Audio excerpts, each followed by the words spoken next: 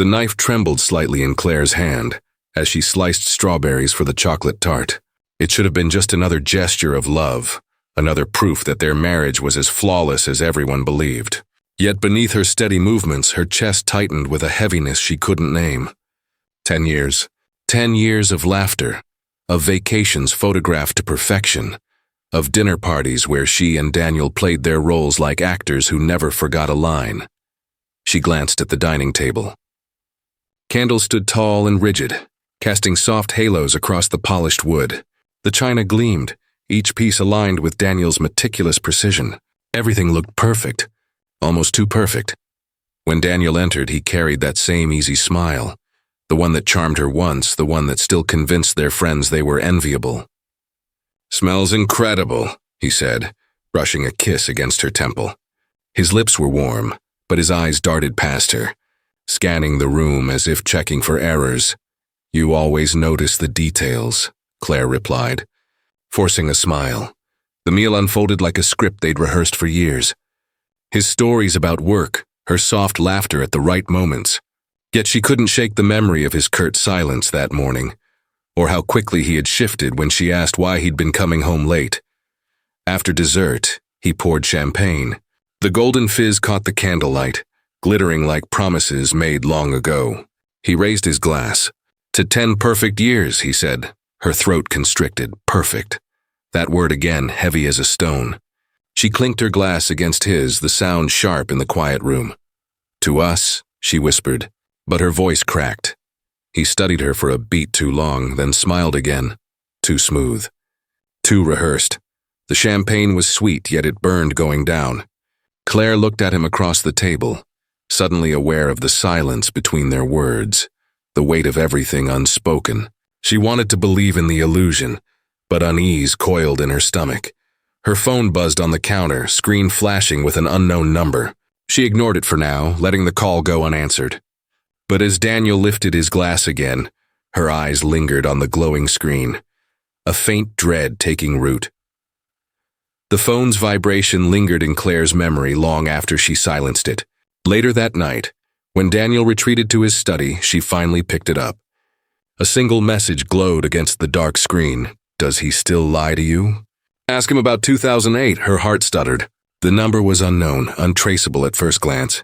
She read it again, the words burrowing into her chest. Still lie. About what? And why 2008, the year they first met? She wanted to dismiss it as a prank, but a chill crept into her veins. Whoever had sent it knew her, knew him. When Daniel returned, she held the phone loosely, her hand damp. "Someone sent me a strange text," she said carefully. He paused mid-step. "What kind of strange?" Her voice wavered. "They said, 'Does he still lie to you?' Ask him about 2008. For the briefest second she caught it. His expression flickered, the mask slipping. His jaw clenched before he forced a laugh. Probably a scam. People fish for attention all the time. "Daniel, they mentioned the year we met. So? Coincidence. Don't let it rattle you." He moved closer, plucking the phone from her hand. His tone hardened. "Delete it. Don't feed into nonsense." Claire nodded, but unease prickled. He was too quick, too sharp, and the way he gripped the phone, as though it might betray him, unsettled her more than the message itself. That night, she lay awake while he slept soundly beside her. The text looped in her mind, gnawing at the edges of memory. 2008, what had he hidden from her? What secret could still bleed into their present? By morning, Daniel's charm returned. He kissed her cheek, brewed her coffee, spoke of weekend plans with the same polished ease. But Claire couldn't forget the shadow that crossed his face. She checked the phone again. The message remained, burned into the screen like a scar. No second text, no explanation. Just silence, heavy and deliberate. Later, while cleaning the living room, she noticed Daniel's study door slightly ajar. Normally it was locked. Inside, a polished mahogany desk glinted beneath the sunlight. One drawer, always sealed, seemed to stare back at her. Her pulse quickened. If there were answers, they were hidden in that drawer. She stepped closer, fingers grazing the cool handle, and whispered to herself, "What happened in 2008? Claire's fingertips lingered on the brass handle of the drawer. It didn't budge. Locked, as always. Daniel's study carried his scent, cedar polish and faint cigar smoke. and she felt like an intruder standing in the middle of it. The desk gleamed under the morning light, every book aligned on the shelves, every paper stacked with unnatural precision. Only that drawer broke the illusion, guarding something he never intended her to see. She heard footsteps in the hall and quickly stepped back, pretending to dust the shelves. Daniel appeared, tie loosened, a small smile that didn't reach his eyes. "Lost in here?" he asked lightly. "I was just cleaning," Claire replied, voice a shade too casual. Her gaze flicked to the drawer before she could stop herself. He noticed. "That one's just old files," he said, tone clipped. "Nothing interesting." Claire forced a laugh. "You act like it's the crown jewels." His jaw tightened. "Some things are private, even in marriage." The words cut sharper than he intended, but he didn't soften them. Instead, he left her with a kiss on the forehead and a warning look. The door closed behind him, leaving silence heavy as stone. That night, Claire replayed the moment again and again. His defensiveness, the locked drawer, the text about lies. A knot of obsession twisted inside her. She began listening for his movements. When he entered the study, how long he stayed. If the drawer clicked open after she went to bed. Days blurred together under the weight of her fixation. She dreamt of keys hidden in jacket pockets, of coded locks, of papers that could shatter the illusion of their life. She told herself it was curiosity, but deep down she knew it was desperation. At dinner, Daniel noticed her distraction. "Claire, you've barely touched your food." She met his eyes, masking her thoughts. "Just tired. You've been..." "Distant," he pressed. His tone softened, but there was an edge beneath it. "If something's wrong, tell me." Her fork scraped the plate. "Would you?" she asked quietly. His smile faltered. He didn't answer. That night she lay awake, listening to his steady breathing beside her. The house felt too quiet, shadows bending across the walls like watchers. Her mind returned to the drawer, to what truths it might hold. And then in the stillness, she heard him murmur in his sleep, names she didn't recognize, whispered like confessions meant for the dark. The first time Claire heard it, she thought she was dreaming. Daniel lay beside her, breath heavy with sleep, when his lips parted and words slipped out like broken glass. "Marissa." "Don't scream." Claire's body went rigid. The name, unknown, foreign, hung in the dark like a curse. She turned her head slowly, watching his brow crease, his mouth twitch as if caught in memory. Another name followed, softer, strangled. "Ellen." Her chest tightened. Who were they? Friends? Past lovers? Victims? The thought clawed at her as she lay frozen, listening to the fragments of a life she didn't know he had lived. When morning came, Daniel was his usual self. Calm, charming, pouring coffee, asking about her day. Claire smiled, but her mind pulsed with the names he'd uttered. She didn't dare ask. She already knew he'd dismiss it, twist it into a joke or worse, turn suspicion back on her. Instead, she began watching. At first, it was small. The way he slipped outside late at night under the pretense of taking calls. The way he returned with a faint smell of earth and sweat. Once she followed him to the garage, where he stood inside, phone pressed to his ear, whispering urgently before slamming the door shut when he noticed her shadow. "Work," he explained curtly, kissing her forehead. "Big project. Nothing you need to worry about." But she worried. Every excuse felt rehearsed. Every outing scraped at her nerves like sandpaper. She began writing down times, when he left, when he came home. A secret logbook hidden in her nightstand. Patterns began to form, unsettling and sharp. The whispers continued at night. Always names, sometimes apologies, sometimes pleas. Once he muttered, "It wasn't supposed to happen." Claire lay still, her hand gripping the sheets, her mind filling in the silence with horrors she dared not speak aloud. Her paranoia blossomed into obsession. She checked his phone when he showered, searched his jacket pockets, studied the dirt on his shoes. Nothing made sense, yet everything screamed that something was wrong. Then one morning, while gathering laundry, she noticed a shirt tucked beneath others in the basket. A dark stain marked the cuff. When she touched it, her fingers came away red-brown, faintly metallic. Blood. The stain looked almost black against the crisp white cotton, as if time had already tried to erase it. Claire pinched the cuff between trembling fingers, lifting it to the light. The metallic tang still lingered faintly in the fabric. It wasn't sauce or wine or paint. She knew what blood looked like, what it smelled like. Her throat tightened. Daniel was meticulous, obsessive about appearances. For this to be tucked beneath other laundry meant only one thing. He hadn't wanted her to find it. That evening, she placed the shirt neatly on the counter when he came home. Daniel froze in the doorway, his smile faltering. "What's this?" Claire asked, her voice brittle. He barely glanced at it. "Work accident. One of the guys cut his hand. Blood got on me." "Nothing to worry about." She studied him. The explanation rolled too smoothly off his tongue, like a line rehearsed for just such a discovery. "Strange," she murmured. "Since you told me last week your project was desk work." For the briefest second, his jaw tensed. Then the charm returned, that disarming grin. "You must have misheard. Stress can make things blur together." Her stomach turned. Gaslighting. Again. Daniel scooped up the shirt and carried it out of sight before she could protest. When he returned, his hands were empty, his voice gentle. "Claire, I hate when you look at me like that. Don't you trust me?" The question sliced deep. Did she? 10 years of marriage, 10 years of shared history, yet all she could see now were the cracks. That night, after he fell asleep, Claire sat in the kitchen with her journal open. She began to write July 14th, shirt with bloodstain. He claimed work accident. Possible lie. July 9th, left house at 11:20 p.m. Returned at 1:10 a.m., said conference call. July 3rd.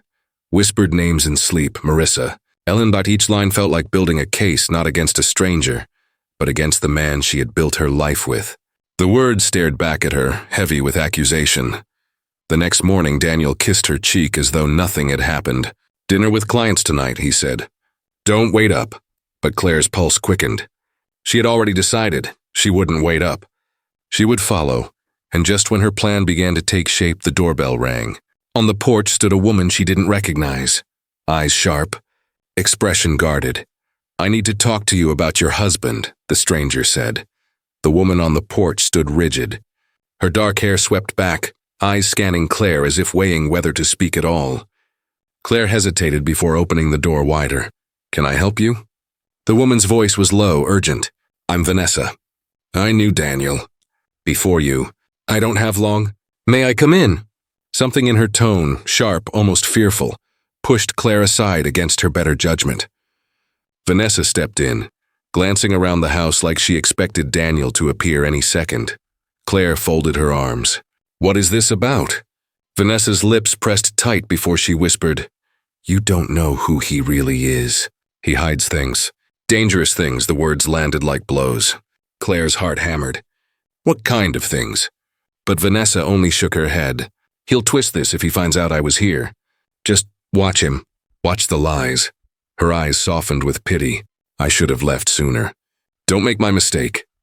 Before Claire could press further, the sound of a car in the driveway made Vanessa stiffen. Without another word, she slipped out the back door, disappearing into the night like smoke. Claire stood frozen as Daniel walked in moments later, carrying takeout bags.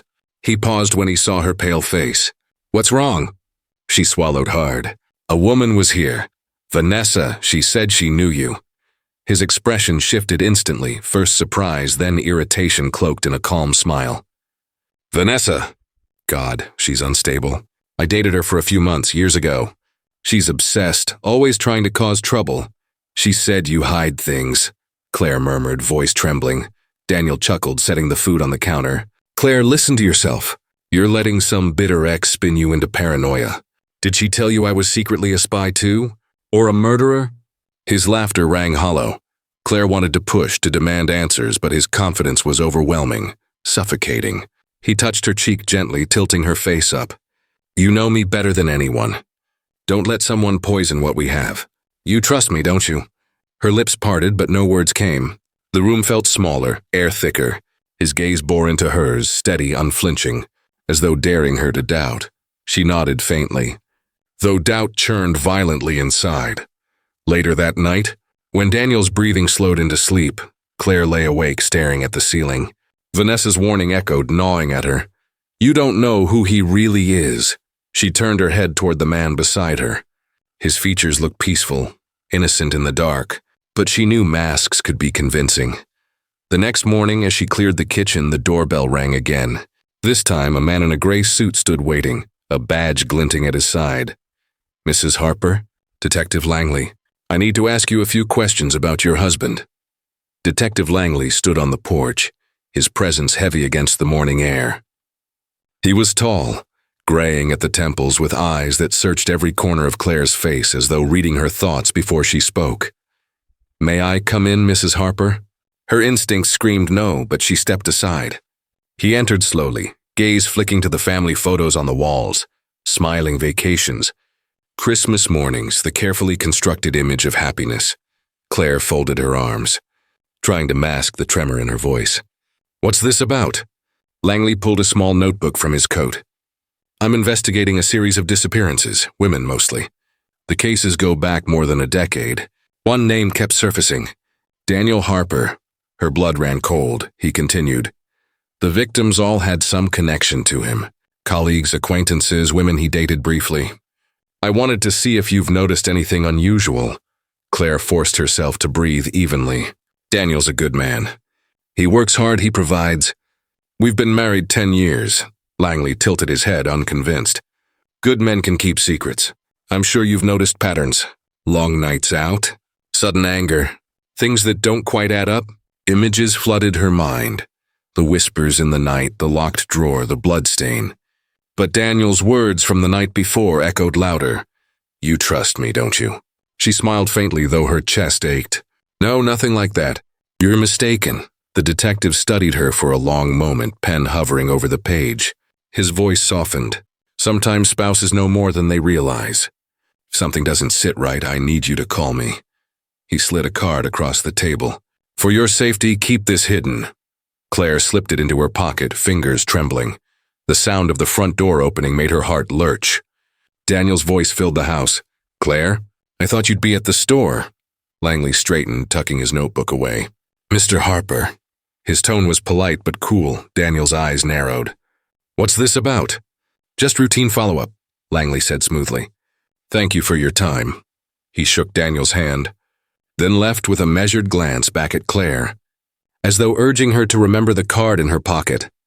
When the door shut, Daniel turned to her, smile stretched too thin. What did he want? She hesitated. Something about old cases. Nothing important? He stepped closer, studying her face. You didn't tell him anything, did you? Her throat tightened. Of course not. He kissed her forehead, lingering just a beat too long. Good? Because you know how rumors destroy lives. That night, Claire sat awake in bed, staring at the detective's card hidden in her nightstand. Her heart pounded with a truth she could no longer ignore. Daniel wasn't just hiding secrets. He was protecting them with terrifying precision, and she wasn't sure how much longer she could pretend loyalty. The detective's card burned in Claire's nightstand like a secret too dangerous to touch. For days she carried the weight of it, her mind circling back to Vanessa's warning, to the bloodstain, to Daniel's laughter that rang too loud whenever she questioned him. By the third night, her restraint snapped. He was pouring himself a drink when she finally spoke. Daniel, who were Marissa and Ellen? His hand froze mid-pour. Slowly, he set the glass down, back still turned. What did you just say? Claire's pulse thundered. You talk in your sleep. You say their names. You apologize to them. He turned, eyes narrowing. You've been listening to me sleep? Spying on me in my own house? It's not spying if you're next to me. Her voice cracked under the strain. You lie to me, Daniel. About your late nights, about the blood on your shirt, about everything. I need the truth. For a moment, silence stretched thin. Then his face twisted, anger dark and sudden. He slammed his fist against the counter, making her flinch. You're losing it, Claire. Do you hear yourself? Creeping around, inventing conspiracies. Maybe the problem isn't me, it's you, her chest heaved. Don't you dare twist this on me. A detective came here. He said your name keeps coming up in missing persons cases. The words hung between them like a gunshot. Daniel's expression shifted. Not shock, not fear, but calculation. Then came a slow, cold smile. So that's what this is. Langley filled your head with garbage. And you believed him. After everything I've given you, you'd take a stranger's word over mine? Claire shook her head, tears stinging. I just want to know the truth. He stepped closer, voice low, dangerous. Truth? You think you can handle truth? Fine. Let's talk about your truth. About the pills you used to take after your sister's accident. About those months you barely got out of bed. Should I tell Langley about that? How unstable my wife can be." Her stomach dropped. He was weaponizing her pain, dragging it into the light like evidence against her. "That's cruel," she whispered. "No, that's survival," Daniel said, towering over her. "You want to dig through my past? Then don't forget, you've got skeletons too." Her body trembled, fury and fear colliding. For the first time, she saw him not as her husband, but as an adversary. He grabbed her wrist gently but firmly, leaning close. "Stop this, Claire, drop it. Because if you keep pushing, you won't like what you find." When he released her, she stumbled back, breath shallow. That night, while Daniel slept soundly, Claire stared at the ceiling with new resolve. His threats confirmed it. There was something buried too deep for him to admit, and if he wouldn't tell her, she would follow him. Even into the dark, Claire waited until the house fell silent, every creak and sigh of the walls echoing her pounding heartbeat. Daniel's breathing was steady beside her, but she knew the rhythm well enough to sense when he was pretending. Minutes later, he slipped from the bed, careful, practiced. She gave him a head start before pulling on her coat, her hands shaking as she gripped the keys. The night was damp, clouds smothering the moon, the air heavy with pine and earth. She trailed him at a distance, headlights off, her car crawling along the winding back roads until he turned into a narrow dirt path that disappeared into the woods. She parked and followed on foot, branches clawing at her sleeves. Up ahead, a faint glow bobbed between the trees. His flashlight. Claire crouched low, her breath hitching as she watched him stop in a clearing. He set down a shovel, the metallic scrape piercing the quiet. With each thrust into the soil, her heart sank deeper. The sound of dirt shifting, heavy and final, filled the air like a drumbeat of dread. She pressed a hand to her mouth, forcing herself not to cry out. Daniel worked quickly, sweat glistening on his forehead despite the cold. His movements were methodical, as though he'd done this before. And then, his shovel struck something solid. Claire's stomach lurched. Daniel knelt, brushing away layers of soil until the outline of a wooden box emerged. It was small, crude, weathered by time. He pried it open, the hinges groaning. From her hiding place, Claire caught a glimpse, a bundle of fabric, stained and brittle with age. A necklace glimmered faintly in the beam of his flashlight. Her chest constricted, jewelry, clothes, fragments of someone's life buried beneath their feet. Daniel lifted the necklace, holding it with unnerving tenderness. His lips moved, whispering words too soft to catch. Then in a voice that chilled her blood, he said, "I'm sorry, Marissa." The name. One of the names from his sleep. Claire's knees nearly buckled. She clung to the tree trunk, eyes burning with tears, bile rising in her throat. Every suspicion, every whisper, every warning, true. The man she loved, the man she had built her life around, had secrets buried in the earth. When Daniel finally closed the box and shoveled dirt back over it, his face was expressionless, mechanical. He tamped the soil flat, erasing evidence with practiced precision. Claire stumbled back quietly, heart racing, terrified he'd hear her. Branches snapped beneath her shoes, and for a heartbeat Daniel froze, flashlight swinging toward the darkness. She pressed herself against the bark, holding her breath until the beam drifted away. Only when his footsteps faded did she dare move, retreating through the forest with her pulse screaming in her ears. By the time she reached the car, her body trembled uncontrollably. She gripped the steering wheel, whispering to herself, "What have you done, Daniel?" But deep down she knew. She hadn't seen everything yet. Claire sat in the driver's seat, her knuckles white against the steering wheel. The forest pressed in around her, suffocating. She had seen enough to know Daniel was not the man she believed in, but not enough to stop the gnawing question of what else lay beneath that soil. By morning, Daniel was back to his polished self, cheerful over breakfast, asking if she wanted to take a weekend trip. His hands were steady, his smile practiced. Claire smiled faintly, but her mind was still in the woods, replaying the sound of dirt being shoveled over secrets. When he left for work, she made her move. She drove back to the clearing, parking farther away this time, her shoes crunching softly over fallen leaves. The daylight gave the forest a deceptive serenity, birdsong threading through the air. But when she reached the spot Daniel had dug, her stomach knotted. The soil was disturbed, darker than the ground around it. Claire dropped to her knees and clawed at the earth with her hands, dirt caking beneath her nails. Sweat mingled with tears as she dug deeper until her fingers scraped against wood. The box, her breath caught as she pried it open. The necklace she'd seen glinted accusingly, tangled with brittle fabric that crumbled at her touch. But what froze her was beneath, a fragment of bone pale against the dark earth. Her chest heaved as she pulled back, gagging. Inside the box, tucked in the lining, was a photo, creased and weather-worn. A young woman with striking eyes, her arm draped around Daniel's shoulders. On the back, scrawled in faded ink, Marissa, 2007. Claire's blood ran cold. Vanessa had been right. This wasn't paranoia. This was murder. As if summoned by her horror, a memory of Daniel's voice from the night before echoed in her mind. "I'm sorry, Marissa." And then sharper, whispering her name into the soil. Claire. Her breath hitched violently. He hadn't just been confessing to a past sin. He was foreshadowing her future. Hands trembling. Claire stuffed the photo into her pocket, then forced the soil back over the box, her chest convulsing with sobs she couldn't release. She needed proof, but more than that, she needed a plan. By the time she staggered back to the car, her vision swam. She gripped the steering wheel, whispering through clenched teeth, "He killed her. He'll kill me too." At home, Daniel greeted her warmly, as though nothing were wrong. He wrapped his arms around her, pressing a kiss to her cheek. She stood stiff in his embrace, the scent of earth clinging faintly to him. "Everything okay?" he asked, voice gentle but edged. Claire forced a nod, even as the photo in her pocket seared against her thigh like a brand, because she knew now. Her survival depended on staying one step ahead. The photograph weighed heavy in Claire's pocket like contraband, its edges digging into her skin every time she moved. Each moment with Daniel felt like a performance on a knife's edge. Her smile rehearsed, her words measured, her pulse racing beneath the surface. She knew now.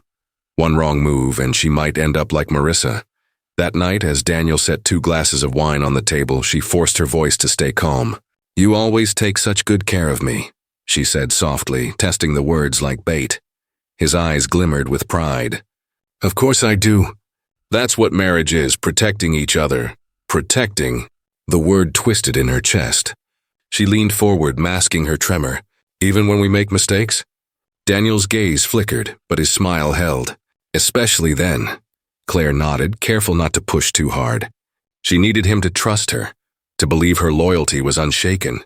Because her plan wasn't to accuse him. Not yet. Her plan was to catch him. When he went to bed, she retrieved the detective's card from the nightstand, fingers trembling. She wanted to call, to hand over everything, but fear coiled tight around her throat. If Daniel discovered the call, there would be no second chance. So instead, she began documenting. More carefully this time. She recorded his late-night outings with her phone hidden behind curtains, snapped photos of his muddy boots, logged the times he whispered names in his sleep. Piece by piece, she built a silent case, but evidence alone wouldn't be enough. Daniel was too clever, too practiced.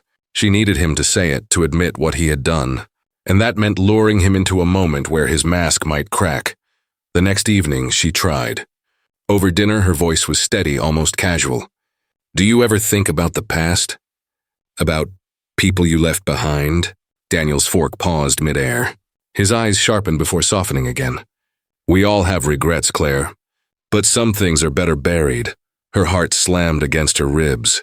He didn't realize how literally she understood. She smiled faintly, lowering her gaze so he wouldn't see the fear in her eyes. "Yes," she murmured. "Buried?" Later, while he slept, Claire sat in the dark, clutching her phone. She was ready to risk everything. Soon she would call the detective. Soon she would hand over proof. But deep down she knew, if Daniel ever suspected, survival might depend not on justice, but on destroying him first. The footage would one day play on news broadcasts and true crime documentaries. Neighbors describing the Harpers as the perfect couple. Friends insisting Daniel was charming. Successful, devoted. The photos told the same story, smiling vacations, elegant parties, anniversary toasts. Perfection etched into every frame. But behind the glass, the truth was splintering. Claire sat at the kitchen table, phone in her trembling hand, Detective Langley's number glowing on the screen. She had the recordings, the photos, the photo of Marissa tucked safely away. All she needed was the courage to press call. Before she could, Daniel walked in. His smile was easy, but his eyes zeroed in on her phone. "Who are you calling at midnight?" She slipped it face down onto the table. "Just couldn't sleep." He stepped closer, gaze sharp. "Claire, are you lying to me?" Her heart hammered. "No." The silence stretched, brittle as glass. Then Daniel's mask cracked. His hand slammed the phone onto the floor, shattering it. "You've been digging, haven't you?" His voice was low, venomous. "I warned you not to push." Claire's body shook, but her voice found steel. "I know about Marissa. I know what you buried in those woods." His face darkened. "You don't know a damn thing." "Yes," she whispered, "I do. And soon everyone else will too." For the first time, his composure shattered. He lunged toward her, but Claire was ready. She grabbed the kitchen knife she had hidden beneath the table, her hands steady despite the quake inside her chest. He froze, inches away, his eyes narrowing. "You wouldn't." Her breath came ragged, but she met his gaze. "Try me." The standoff felt endless, each second dripping with dread. Then a knock at the door. Loud, insistent, "Police, open up!" Daniel's head whipped toward the sound, rage contorting his face. Claire backed away, knife still raised as the door burst open. Detective Langley and 2 officers stormed in, weapons drawn. "Daniel Harper, you're under arrest for the suspected murders of Marissa Cole and others," Langley barked. Daniel's eyes burned into Claire's, betrayal twisting his features. "You did this," she didn't answer. She simply watched as they forced him to the ground, cuffs snapping around his wrists. His voice echoed through the house. Snarling promises, threats, denials. Hours later, the cameras would capture him led into custody, the illusion of perfection shattered for all to see. But what they wouldn't capture was the look in Claire's eyes as she sat alone at the kitchen table, staring at the knife still trembling in her hand. Relief and grief tangled in her chest. She had survived, but at what cost? In the documentaries that would follow, some would call her brave. Others would wonder how much she truly knew, and when. The final shot lingered on the wedding photo in the Harper home. 2 smiling faces, locked forever in an image of love, a perfect marriage hiding the deadliest secret.